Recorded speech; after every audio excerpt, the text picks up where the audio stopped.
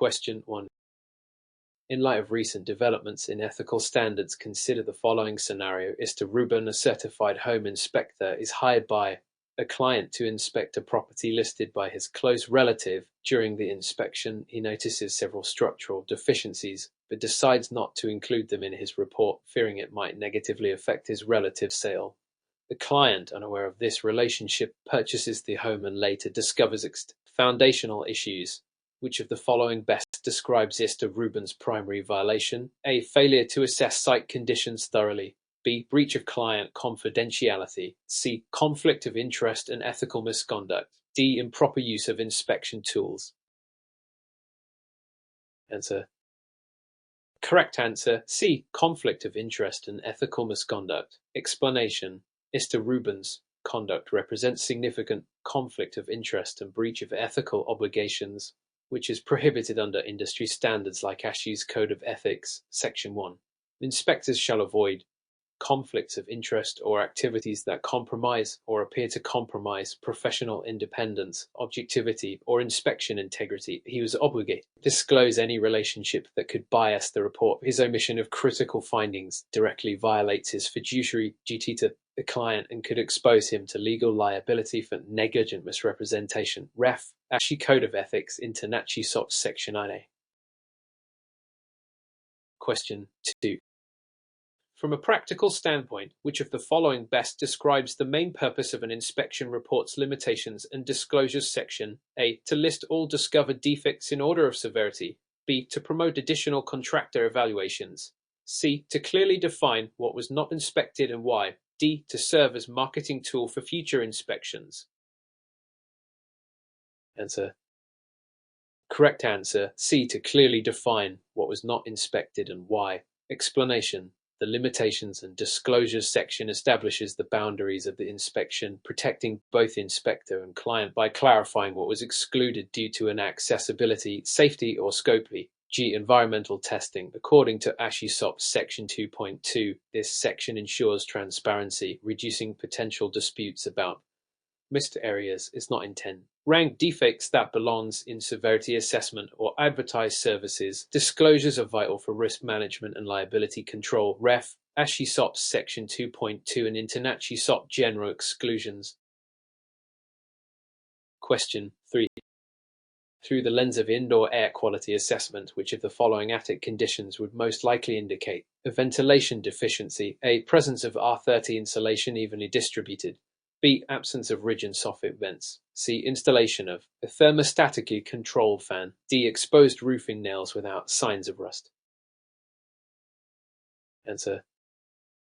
Correct answer, B. Absence of ridge and soffit vents. Explanation. Attics require balanced intake, soffit, and exhaust ridge vents for proper air circulation. Their absence can lead to moisture accumulation, mold growth, and reduced insulation effectiveness, all of which impair indoor air quality. R30 insulation and fans don't ensure adequate ventilation alone. Roofing nails not rusting doesn't indicate airflow either. ASHRAE standards and EPA guidelines stress attic ventilation as critical for moisture and heat control, especially in humid or mixed climates. Ref. EPA Indoor Air Quality Guide, ASHRAE 62.2. Question 4. When analyzing garage door safety mechanisms, which of the following would be considered a reportable defect requiring immediate attention? A. The garage door opener does not include a manual release cord. B. The auto-reverse sensor is mounted 8 inches above the floor. C. The opener brand is not listed in the manufacturer's database. D. The garage ceiling is unfinished and exposes joists. Answer. Correct answer, B. The auto-reverse sensor is mounted 8 inches above the floor. Explanation. Per Rule 325 and ESC guidelines, auto-reverse sensors must be installed no higher than 6 inches from the garage floor to ensure proper obstruction detection, especially for small children or pets. A sensor mounted at 8 inches violates safety codes and presents a hazard. Manual release cords are recommended but not mandated. For older units, an unfinished ceiling or obscure brand may be noted but not deemed critical. Ref. Rule 325 CSE Garage Door Opener Safety Guide. Question 5. Demonstrated by an inspection of an older property, inspector is adult and notes that A furnace installed 25 years ago has no visible flue liner and shows signs of corrosion. What is the most appropriate action to take in this situation? A. Recommend immediate replacement of the entire HVAC system. B. Note the age and recommend evaluation by a licensed HVAC technician. C. Perform a combustion analysis on site to determine risk. D. Ignore the issue since the unit is still functional. Answer. Correct answer. B. Note the age and recommend evaluation by a licensed HVAC technician. Explanation. Inspectors are HVAC specialists and must refrain from diagnostic testing beyond visual inspection. However, the age, lack of flue liner, and corrosion suggest safety concerns such as carbon monoxide leakage. According to the INTERNACHI SOP, inspectors should document the concern and refer it for specialist evaluation. Full replacement without testing or ignoring the issue may be seen as overstepping or negligence. Ref. INTERNACHI SOP section and Romanet Heating, EPA HVAC guidance. Question 6. Taking into account the concept of readily accessible, which of the following would not typically be inspected during a standard home inspection? A. Electrical panel located in a locked closet. B. Roof visible from ground level with binoculars. C. Crawl space with a 24-hour access panel and no obstructions. D. Attic with pull-down stairs and no visible hazards. Answer. Correct answer. A. Electrical panel located in a locked closet. Explanation. If an area is not readily accessible, e.g. behind locked doors, inspectors are not obligated to inspect it per both ASHI and INTERNACHI standards of practice. Access must be safe and unobstructed without requiring tools, ladders, or invasive measures. Inspectors should note the inaccessibility and suggest client follow-up. Other options listed are accessible under normal inspection protocols. Ref. INTERNACHI SOP Section IA ASHI SOP Section 13. Question 7. Under the assumption that vegetation is a significant contributor to foundation damage, which of the following observations should raise concern during inspection? A. Decorative shrubs planted 5 feet from the foundation. B. Vines growing on brick veneer walls. C. Mulch layer applied around foundation perimeter. D. Tree roots encroaching on concrete slab perimeter. Answer. Correct answer. D. Tree roots encroaching on concrete slab perimeter. Explanation. Tree roots can exert pressure, displace soil, and damage foundation slabs, especially in clay-heavy or expansive soils. Their presence close to the foundation is a reportable defect. Shrubs, mulch, and vines may affect moisture levels or wall surfaces, but don't typically threaten structural integrity unless improperly maintained. ICANN-FEMA guidelines note vegetation as major factor in soil movement and foundation distress. Ref. FEMA Technical Manual on Foundation Systems like Residential Code. Question 8. Examining the consequences of improper water heater installation, Inspector Istaramini notes that a gas water heater is located inside a bedroom closet with no combustion air vents. What should be the inspector's primary concern? A. Risk of carbon monoxide accumulation. B. Water heater not being ENERGY STAR certified. C. Presence of plastic plumbing connectors.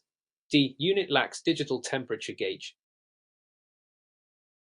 Answer.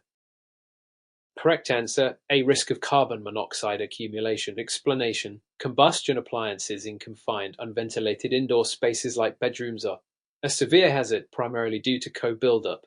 Most codes, including the ER G.2, prohibit gas-fired water heaters in sleeping areas unless sealed and direct vented. The absence of venting in a closet creates a life safety issue, warranting immediate recommendation for correction. Certification and plumbing materials are not the primary concern in this case. Ref ERC 2018 G.2 in FPA 54 Gas Code. Question 9. Upon closer examination of the report format used by Inspector Tanaka, it becomes evident that the document lacks clear categorization of defects and omits recommendations. Which part of the inspection standard is being violated? A. Tools and equipment maintenance. B. Photo documentation policies. C. Report structure and client communication. D. Scope and limitations disclosures. Answer. Correct answer. C. Report structure and client communication. Explanation. Inspection reports must follow a clear structure, include descriptions of observed defects, and provide recommendations per ASHI SOP Section 2.2 and INTERNACH's reporting guidelines. Omitting recommendations and organizing defects poorly can confuse clients and increase liability. Photo documentation and disclosures are important, but not the issue here. Proper formatting also supports client education and risk management. Ref. ASHI SOP 2.2 INTERNACHI Reporting SOP. Question 10. With the advent of smart home technologies, inspectors are increasingly asked to assess integrated home automation systems. What is the appropriate response if an inspector encounters a complex smart home hub that controls lighting, HVAC, and security but lacks documentation? A. Test each feature to ensure full operational control.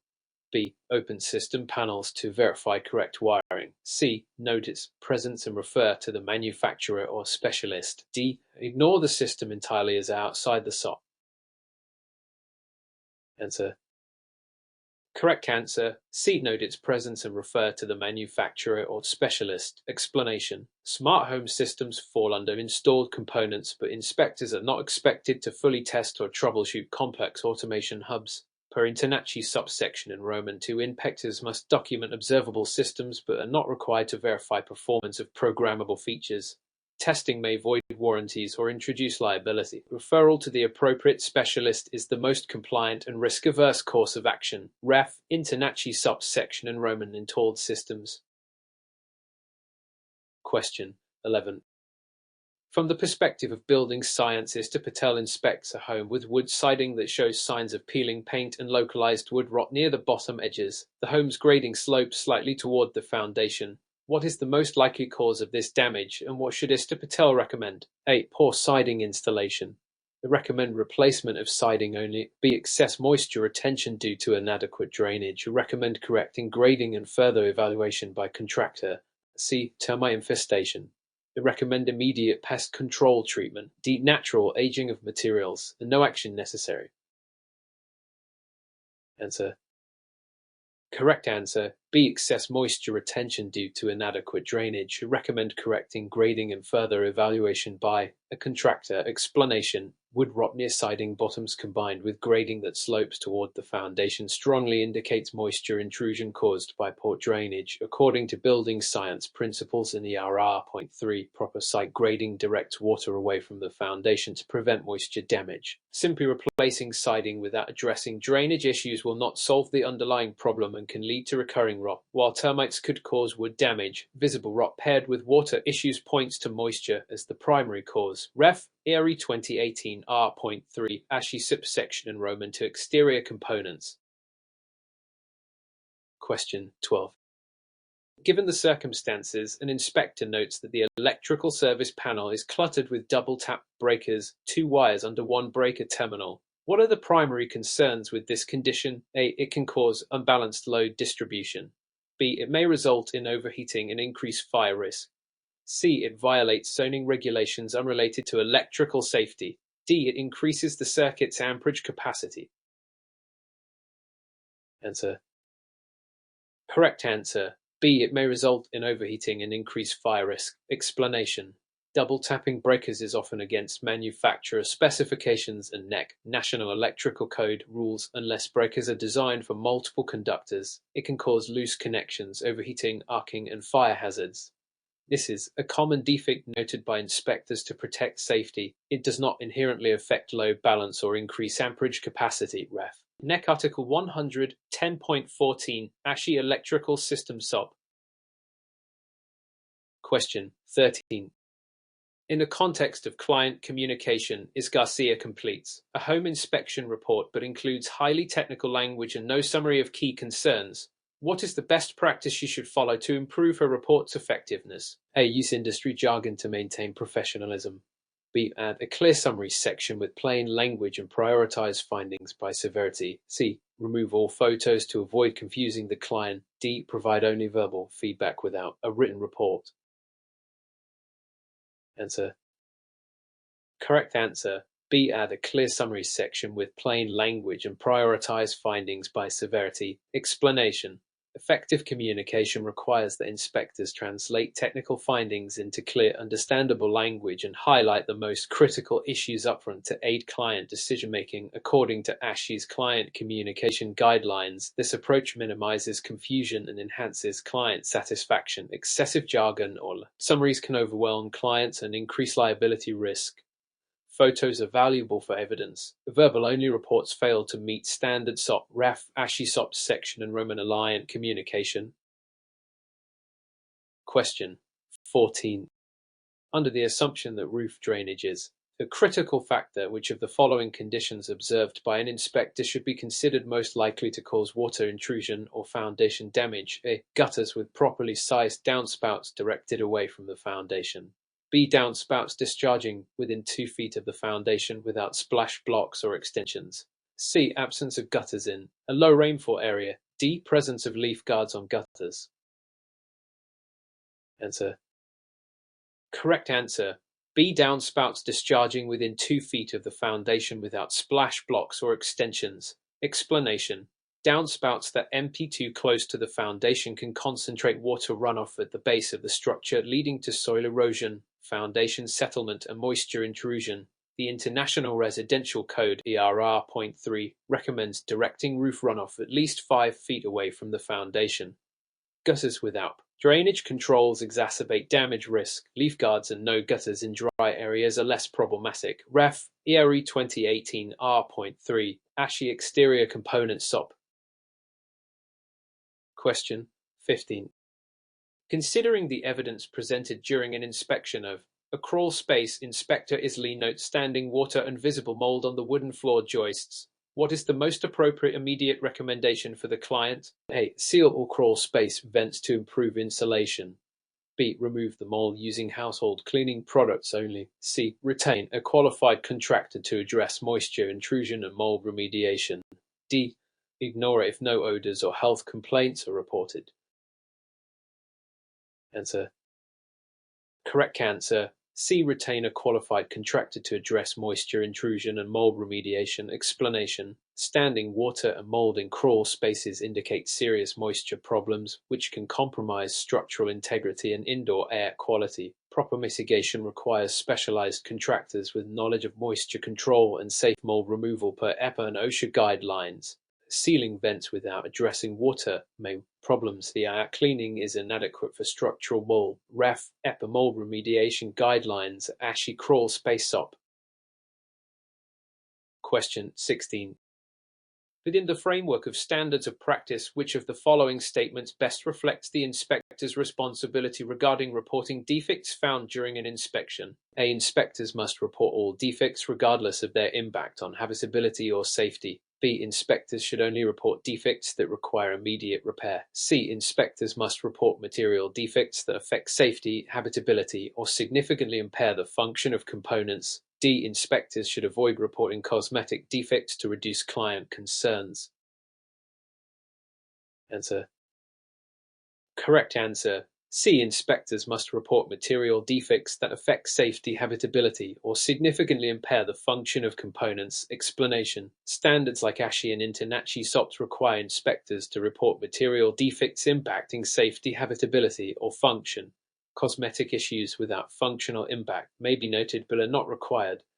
This balance focuses the report on meaningful issues to guide client decisions. Manage liability. Reporting every minor issue can overwhelm clients and is not mandated. RAF, ASHI SOP Section 2.1, INTERNACHI SOP Section IC.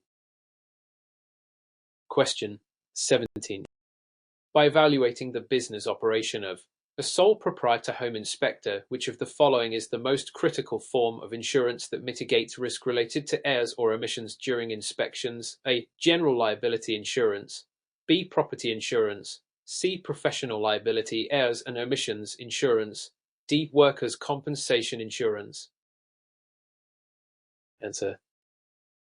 Correct answer. C. Professional liability, errors and omissions insurance. Explanation. Professional liability insurance, also known as errors and omissions (EO), protects inspectors from claims arising from negligence, errors, or omissions during inspections. It is essential due to potential legal exposure for missed defects or inaccurate reporting. General liability covers physical injury or property damage, but not professional mistakes. Insurance protects business assets, so workers' compensation applies to employees. Ref. ASHI Business Management Guidelines. Question 18. When faced with an inspection scenario where the client requests a full mold assessment which is beyond the standard scope, what should the inspector do? A. Include mold sampling as part of the standard inspection. B. Refer the client to a certified environmental specialist. C. Use visual inspection alone to declare the presence or absence of mold. D. Advise the client that mold concerns are not relevant to the inspection. Answer. Correct answer. B. Refer the client to a certified environmental specialist. Explanation. Mold assessment and testing are specialized services beyond the standard home inspection scope. Inspectors must recognize limits of their expertise and refer clients to licensed environmental or industrial hygienists for sampling and lab analysis. Visual inspection alone is insufficient for mold presence or severity determination. Ignoring concerns is unethical. Ref. INTERNACHI Mold Inspection Guidelines EPIMOLD Resources. Question 19. Considering safety standards, Mr. O'Connor inspects deck that lacks guardrail and measures 42 inches above grade. What is the proper action in his report? A. Note that the deck meets height requirements and no guardrail is needed. B. Recommend installing guardrail according to local building codes. C. Ignore the issue as its cosmetic feature. D. Suggest removing the deck to avoid liability. Answer. Correct answer. B. Recommend installing a guardrail according to local building codes. Explanation. Most building codes, such as the ISR 1211, require guardrails for decks over 30 inches above grade to prevent falls. Lack of guardrail at 42 inches is a reportable safety hazard requiring corrective action. Ignoring or removing the deck are inappropriate. Inspectors must provide recommendations consistent with code. Safety standards. REFIOC 2018 R1211 ASHI Safety SOP. Question 20. The fundamental question is, in evaluating a residential roof, an inspector observes granule loss on an asphalt shingle roof combined with curling edges. What do these conditions most likely indicate, and what should the inspector recommend? A. Cosmetic aging, no immediate action needed. B. Manufacturer defect, recommend warranty claim. C. Advanced weathering and potential imminent failure, recommend further evaluation by roofing specialist. D. Improper installation, recommend removal and replacement within 6 months. Answer. Correct answer. C. Advanced weathering and potential imminent failure. Recommend further evaluation by a roofing specialist. Explanation. Granule loss and curling shingles indicate deterioration due to UV exposure, moisture, and thermal cycling. Signs of aging and wear that may lead to leaks and roof failure. The inspector should report this as material defect and advise evaluation by a roofing professional for repair or replacement planning. Manufacturer defects and installation issues are possible but require specialist diagnosis. Ref. ASHI Roof Systems SOP CA Roofing Manual. Question 21. Considering the evidence, Mr. Franklin inspects a home with a chimney showing signs of cracking and spalling bricks near the base. What is the most probable underlying cause, and what should be his primary recommendation? A. Natural settling of the foundation. Recommend monitoring. B. Water penetration and freeze-thaw cycles causing masonry deterioration. Recommend a qualified mason evaluate and repair. C. Improper construction materials. Recommend chimney removal. D. Earthquake damage. Recommend seismic retrofitting. Answer. Correct answer. B. Water penetration and freeze-thaw cycles causing masonry deterioration. Recommend a qualified mason evaluate and repair. Explanation. Cracking and spalling bricks typically result from water infiltration, which freezes and expands, causing damage over time. This is common in masonry chimneys exposed to weather. Inspectors must note these defects as they compromise chimney stability and safety, recommending evaluation by qualified masons. Foundation settling or seismic damage are less likely causes, unless supported by other evidence. Ref. ASHI SOP Structural System and FPA 211. Question 22. From a legal liability standpoint, which of the following best describes the inspector's responsibility if they knowingly omit significant defect in the inspection report? A. They risk being sued for negligence and breach of contract. B. There is no liability if the client signs waiver. C. Liability is limited to refunding the inspection fee. D. The real estate agent assumes responsibility for omitted defects. Answer. Correct answer. A. They risk being sued for negligence and breach of contract. Explanation. Inspectors have a legal duty to exercise reasonable care and report known defects. Omitting significant defects knowingly can result in claims of professional negligence, breach of contract, and even fraud. Waivers or agent disclaimers typically do not protect against gross negligence or intentional omission. This can lead to costly litigation and loss. License, Ref. Common Law Negligence Principles, ASHI Legal Liability Guidelines. Question 23. With respect to thermal insulation, an inspector finds batt insulation improperly compressed in an attic, reducing its effective R value. What impact does this have on the building, and what should the inspector report? A. No impact. The compression does not affect insulation performance. B. Reduced thermal resistance, leading to higher energy costs. It recommend proper installation or replacement. C. Increased fire risk due to compression. D. Improved insulation efficiency by reducing air gaps. Answer. Correct answer. B. Reduced thermal resistance, leading to higher energy costs. It recommend proper installation or replacement.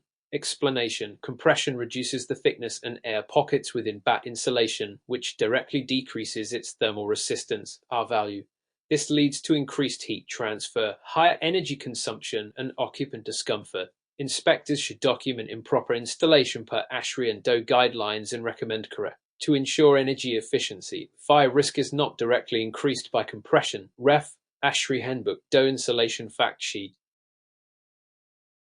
Question 24. Given the circumstances, which of the following would be considered an acceptable method for an inspector to verify the operation of a gas fireplace during a home inspection? A. Visually inspect the unit and check for the presence of a pilot light without igniting the appliance. B. Attempt to ignite the fireplace even if the owner has not provided fuel or clearance. C. Disassemble the gas valve to test internal components. D. Bypass safety controls to test the flame sensor. Answer. Correct answer. A. Visually inspect the unit and check for the presence of a pilot light without igniting the appliance. Explanation. Inspectors should never ignite or dismantle gas appliances unless trained and authorized. The standard practice is a visual inspection for safe installation, the presence of a pilot light, and obvious defects. Testing operational controls or bypassing safety devices is unsafe and outside the scope. This aligns with INTERNACHI. ASHI SOPs for fireplaces, Ref. ASHI SOP fireplaces and fuel burning appliances. Question 25.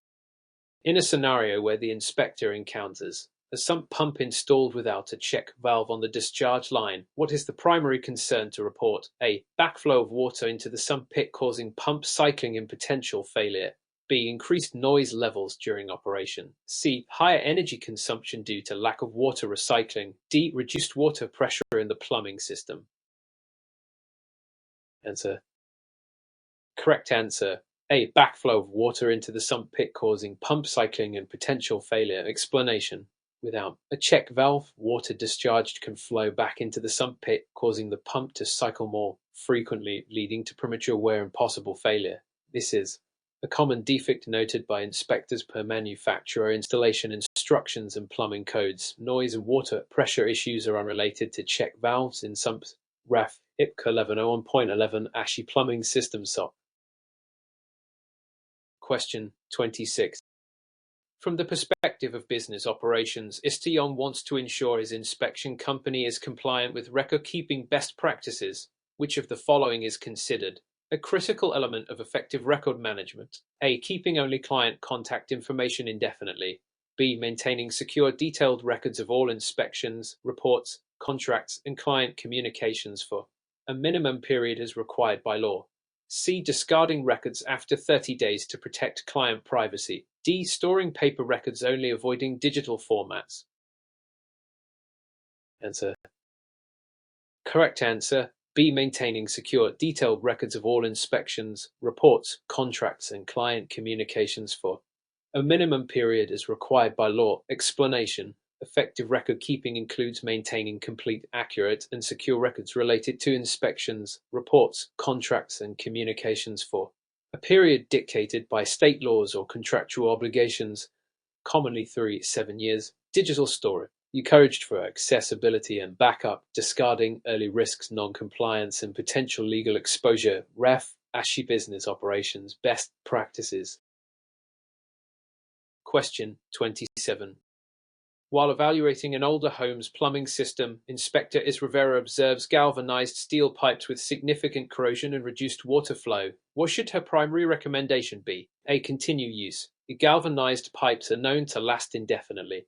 B. Suggest full evaluation by licensed plumber and likely replacement due to potential leaks and water quality issues. C. Recommend cleaning the pipes with chemical agents. D. Ignore the issue if no leaks are visible. Answer. Correct answer: B. Suggest a full evaluation by a licensed plumber and likely replacement due to potential leaks and water quality issues. Explanation: galvanized steel pipes corrode over time, leading to flow restriction, leaks, and potential contamination with rust. Most codes recommend replacement with modern piping, e.g. copper or PEX. Inspectors must report this as a material defect and recommend plumber evaluation. Cleaning camp are ineffective long-term and ignoring corrosion risks failure. Ref. ASHI Plumbing Systems SOP EPA Water Quality Guidelines. Question 20. Taking into account safety standards during an inspection, Mr. Lemoyne notices that several stair handrails are loose and fail to meet height requirements. What is the inspector's obligation in reporting this? A. Ignore if stairs are on private property and not public access. B. Document the deficiencies as safety hazards and recommend repair to meet local building codes. C. Recommend replacement only if stairs exceed 12 steps. D. Advise the client that handrails are optional. Answer. Correct answer: B. Document the deficiencies as safety hazards and recommend repair to meet local building codes. Explanation: loose or improperly sized handrails pose significant fall hazards and violate building codes. GRR.7. Inspectors must document such safety concerns regardless of public-private status. Handrails are required for stairs with 4 or more risers in most jurisdictions. Advising repair helps reliability and improves safety. Referee 2018 R.7 ASHI Safety SOP. Question 29. When evaluating roof flashings, an inspector finds improperly installed step flashing around a chimney base that allows water to seep behind the siding. What potential issues could arise if left uncorrected? A. Improved ventilation around the chimney. B. Increased energy efficiency. C. Water intrusion leading to wood rot, mold, and structural damage. D. Reduced maintenance requirements. Answer. Correct answer: C. Water intrusion leading to wood rot, mold, and structural damage. Explanation: step flashing must be correctly installed to direct water away from roof wall intersections. Improper installation allows water to penetrate exterior walls, causing wood rot, mold growth, and potential structural compromise. This defect is common in inspections and requires professional correction. It does not improve ventilation or efficiency. Ref. Exterior Components SOP NREA Roofing Manual.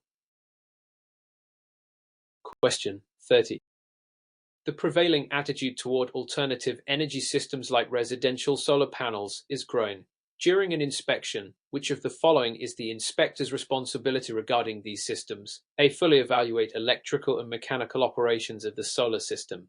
B. Inspect only visible mounting, wiring condition, and evidence of damage, and refer specialized evaluation to certified solar technicians. C. Ignore solar panels as they are outside the inspection scope. D. Perform electrical load testing of solar components. Answer. Correct answer: B. Inspect only visible mounting, wiring condition, and evidence of damage, and refer specialized evaluation to certified solar technicians. Explanation: while inspectors should note visible conditions of solar systems, e.g. secure mounts, wiring damage, full functional evaluation requires specialized knowledge and certifications. Per industry SOPs, inspectors are to document observable defects but not perform testing. This approach balances thoroughness and liability management. Ref. International Electrical Systems Solar Inspection Guidelines.